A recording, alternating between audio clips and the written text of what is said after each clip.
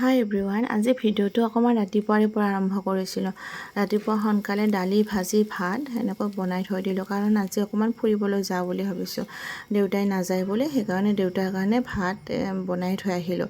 ডাঙৰজনী বন্ধ দিছে, পাপা ফুৰিবলৈ যাওঁ, মা ফুৰিবলৈ যাওঁ, বহুত দিগদাৰ দি আছে যে যাবই আৰু ফুৰিব।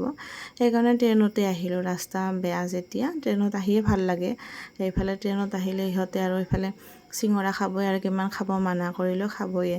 বহু দিনৰ পৰা কৈ আছিলে যে ডাঙৰজনীয়ে একলেণ্ড যাম, সেইকাৰণে আজি আৰু একলেণ্ডে লৈ আহিলোঁ। একলেণ্ডত আহি আৰু কিমান ফূৰ্তি কৰিলে দুজনো।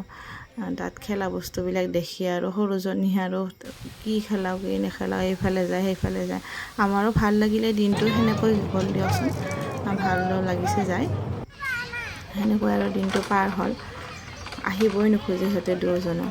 আৰু সৰুজনীয়েতো আৰু মা মই সাঁতুৰিব পাৰোঁ, চোৱাচোন মই সাঁতুৰিব পাৰোঁ। ডাঙৰজনী সৰুজনী আৰু সেনেকৈ ফূৰ্তি কৰি আছে আৰু সিহঁতৰ লগতে সেনেকৈ গ'ল দিনটো। আজি পিছে ভিডিঅ'টো ইমানেই আছিলে দেই।